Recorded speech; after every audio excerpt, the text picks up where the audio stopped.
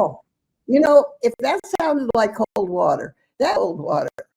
And it's to provide atmosphere for our coming up show. It's Swimming Upstream radio show.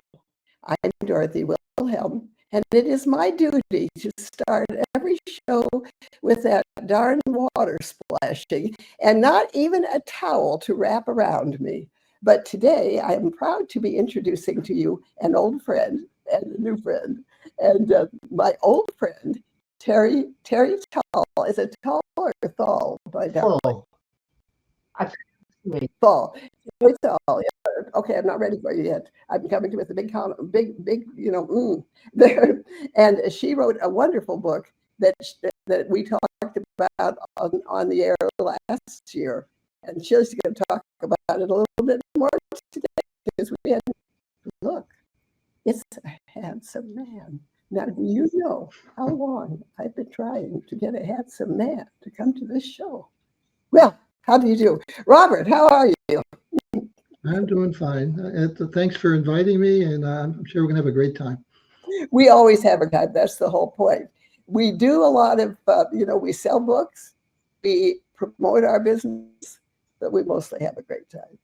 So now let's go back to Terri and tell me about everything that you've done since I saw you last. Make it fast.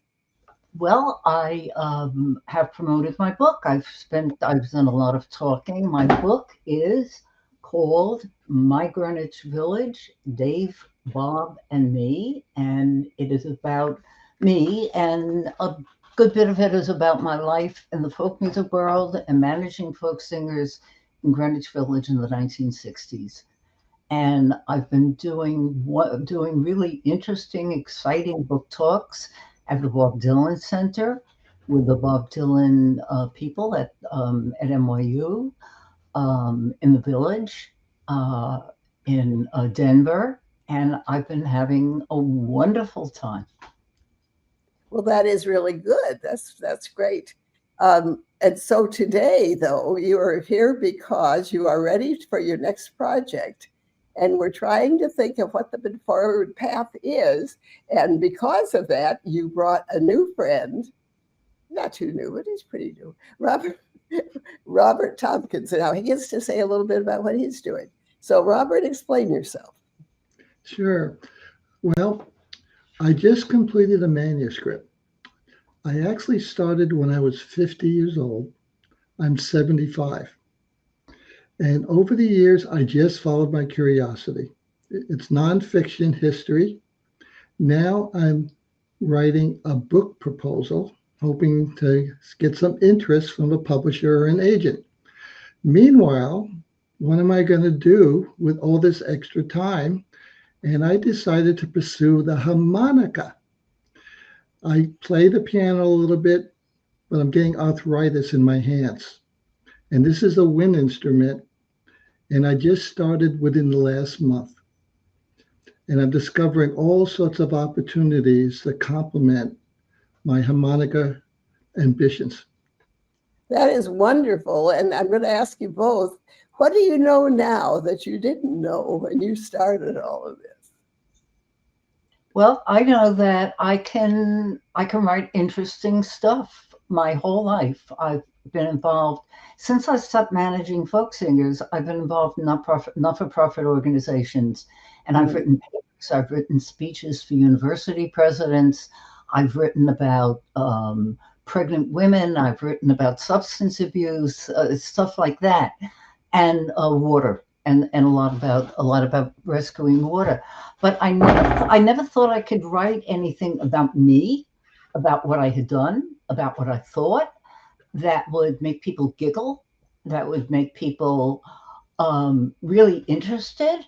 And several years ago, when I was 82, somebody who had written a book about Bob Dylan, and there are thousands of them out, published a chapter that I wrote. And a month later, I got a note from his publisher saying, "Are you writing a book?" And I said, "Gee, I'm interested." And I sent them some stuff, and they signed me to a contract, and I wrote a book. I was 82, 83, something like that. And I wrote the book in a year, which I gather is a very short time. And I then I started talking about the book, and I found that people love my stories, and I am having a great time being the storyteller. So I want to go on with this kind of thing. And this book has been out for 2 years. So it's okay, where do I go? Okay. So that's why, Robert, that's why you're here today, in case you wondered. We're delighted for you to be here. And by the way, you've never said what your book is about. I know it's history and all that, but do we have a title, or you must have a working title? Well, let me give you a little background. I grew up in New York. We knew something about our history. There were French Huguenots in the 1700s in New York. My ancestor was a butcher, and he had a stall on Wall Street, but he had a slave. He enslaved someone.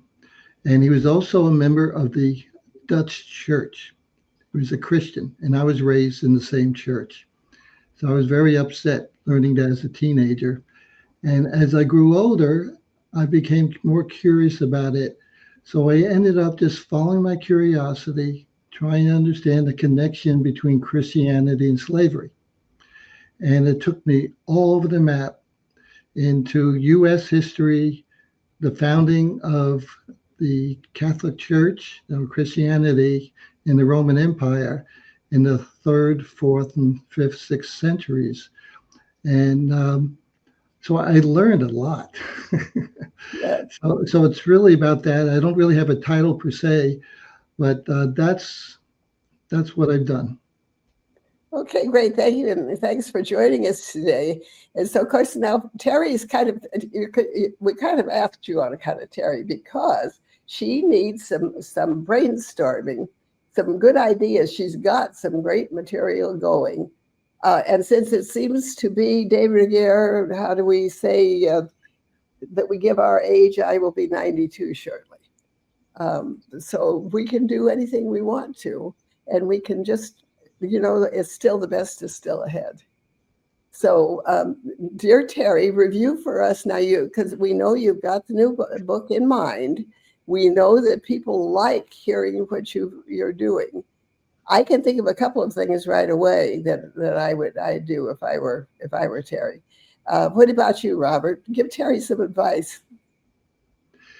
Well, one thing to answer your earlier question, what I know now, what I didn't know then, was that I actually could accomplish something. As long as I focused on it and I got some emotional energy from doing what I was doing without thinking about the goal. Generally, I was thinking I wanted to write a book, but I had no idea as I got into it what it would be. And I just followed my curiosity. I kind of enjoyed the moment. It was difficult at times, I tell you. I hated the research at certain times. I would write in books that I got from scholars published by Harvard University and Cambridge and Oxford and other sources. I would write in the book, and then I had to transpose that into the computer. And then I had to edit and all that business. Luckily, I got a really good copy editor. But ultimately, it was over the years, I just kept on going. I was patient and persistent. 2 P's. I'm impressed. Yeah. Why didn't we invite? He was impressed. Yeah, but I didn't know he was that impressive. The question, you didn't know, she didn't know you were that impressive. I suspected. So we've got the cast of characters here. And really, Terri, I'm thinking you know the answer already. It's very obvious what you need to do. Didn't you like that? You notice how I did that, Robert? That's all. No, it's write another book, write Substacks, which seem to be the current way people write essays and short articles, except for you, Dorothy, who have a newspaper column, which is and I have 5 books. And my last book, just so you know, my last book on the history of the area we live in around Puget Sound, my son, who has not thought too much of the newspaper column book, said to me, you know, Mother, just like Pinocchio became a real boy, you have written a real book. And so there, you know, the thing is that we don't worry too much about what people are writing. But you got that people see the operative word, it seems to me, is they are listening to and they are liking what you do. That's, to me, that's what's important. Tell her something inspiring, Robert.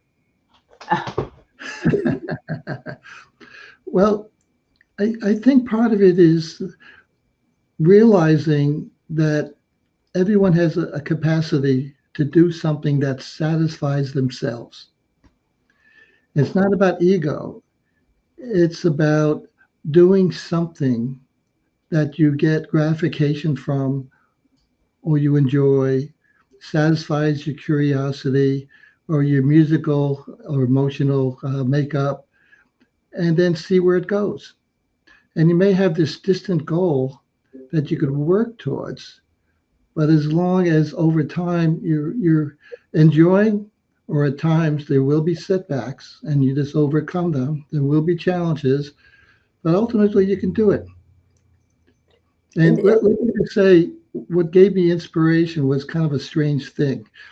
I grew up in Hicksville, Long Island, New York. Yeah, nobody grew up there. No one grew up there? Well, it turns out Billy Joel, the rock and roll star, he and I were in the same chorus. And we sat next to each other. And I was selected to the All Nassau County chorus, and he wasn't. But he went on to superstardom. And over decades, I would look at him and what he's accomplished and think, well, if he could accomplish something substantial, why can't I? And I'm not there yet, but in terms of a personal accomplishment, it really feels good.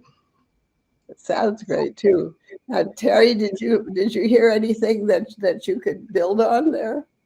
Well, you know, what's really interesting, actually, this is going back a little bit because I managed folk singers. I managed Bob Dylan for about 4 months. He was a friend for several years. I managed Dave Van Ronk, who was my husband at the time, until we separated, and we stayed very good friends for the rest of his life.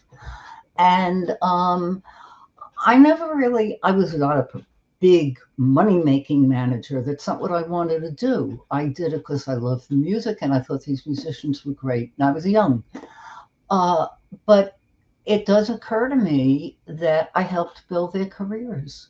I helped bring out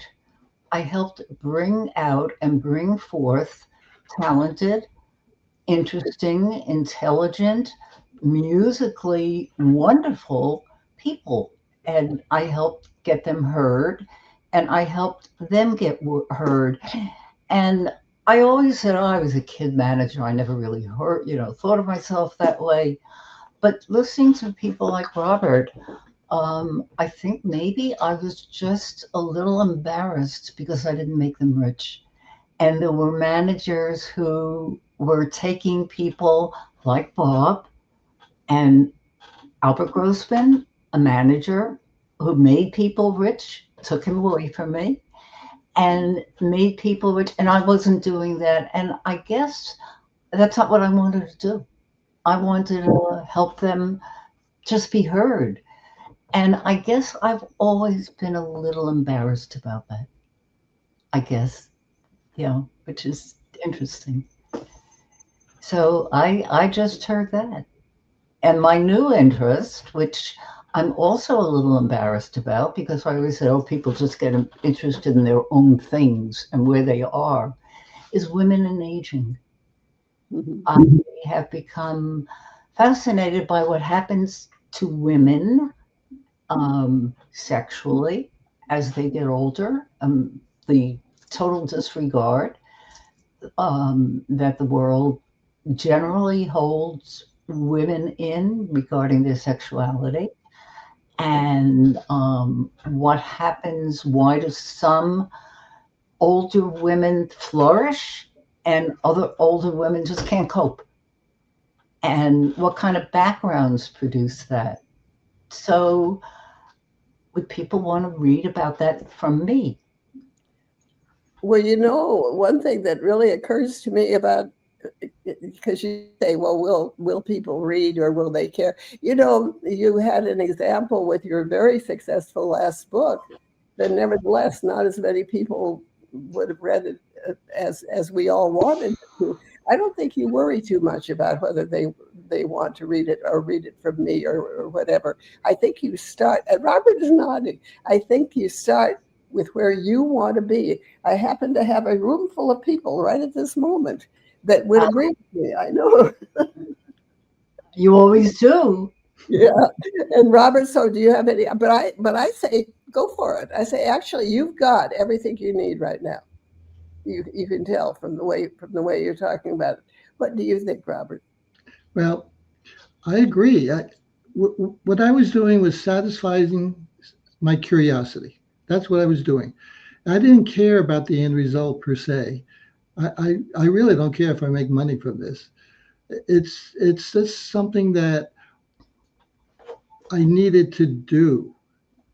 And I was writing not with a specific audience in mind, but I was writing to myself, trying to convince me.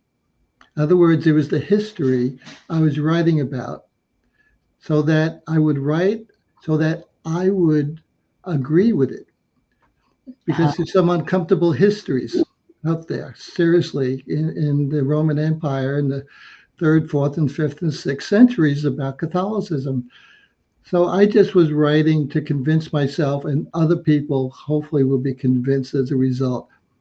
So it's not so much about changing the world. It was about, in a sense, changing myself to be more articulate and communicative about a subject I was interested in. So it was a personal ambition to myself. And that's interesting. That's interesting because mine has always been to change the world. That has been where I've been at since I was 13, 15, when I read Upton Sinclair's The Jungle and other books by muckrakers. And I said, everybody in this world should be fed, has the right to eat, and and have health care and a place to live. And I come from there. When I wrote my book, it's partly about that. It's amazing how many notes I get from people who say it's a very political book, and I didn't write it as a political book. I wrote it as the story of a woman from Brooklyn who wanted to change the world a bit and got immersed in the folk music scene, the social justice scene, and is just really telling stories to try and give an impression of what it was like there. And by the way, it's a very good read. I would really recommend it. But the difference is that you have a history to draw upon. It's your own history. Right. I'm writing about kind of like a universal history, what historians say. So there's a difference there. Yeah. And so that's what we need both. We need both. And you guys will hardly believe this, but we're almost out of time. So you must have been very interesting. And so now, what will we do next? This is all very well, but where are we going to, as you said, you want to change the world? Me too. Okay, what shall we do next? Shall we meet again here in a couple of months or in a month when we put progress? We would love to. Okay, we would love, Robert, you would love to. Sure. Okay, that actually. Meanwhile, Robert and I will have lunch sometime. Yeah, we were supposed to have lunch today, by the way. But anyway, this is, sorry to say it, Terry, but this is much better right now. So Well, anyway, so let's look for what we can do, not only what you can do that you want to do to facilitate your projects, but what can we do? Because I think there are a lot of us that are feeling this way, that we have power we haven't used yet. Look up in the sky, it's Superman, only it's Superman. that was wonderful. He's still on television here. Isn't that the most wonderful thing? Yeah. They're so kids. It's this is like Kaiser, kids. It's time to go on now, but so we'll plan to meet. You think 2 months is about right? 2 shows. That'll be next one. Will be so that would be the Christmas show. Do you like that? That sounds. I may not know yet, but oh no, you may not. I'll be But you and I have talked about making people aware that they don't have to stop, that they can keep going, and figuring out how they're going to do it. And looking at that you and I have agreed that that's going to be a project. So that's what this is part of. Absolutely, we're going to do that. And we're going to, and Robert is going to work on his project and be ready to report on both success, well, only successes, of course. They're all successes. We want to hear you. We want to hear you in 2 months. That is exactly right. And so we will all get together and do remarkable things. We've already done remarkable things when you think of it. So tell me each, people want to get in touch with you. In addition to the fact that the interview will be available probably this afternoon or tomorrow, and then there are notes that go with it, so people can. So you come to itsnevertoolate.com. You'll find it available there, or in all the places you get your good, podcasts. I'm never sure where it is, but I know it's the Apple place. Okay, and now an inspirational word from each of you. I'm going to go backwards. And Robert, let's have your inspirational word. It was fun to have you here today. This was my mother's harmonica. Oh. Right? This is from the 1940s. Is it a Horner? It doesn't work. Oh. This is my harmonica. From the 1950s. No, this is like 2025. And the inspiration comes from the past into the future, in the sense that there's traditions that many of us hold dear. And then there's also the avant-garde that looks into the future with new traditions.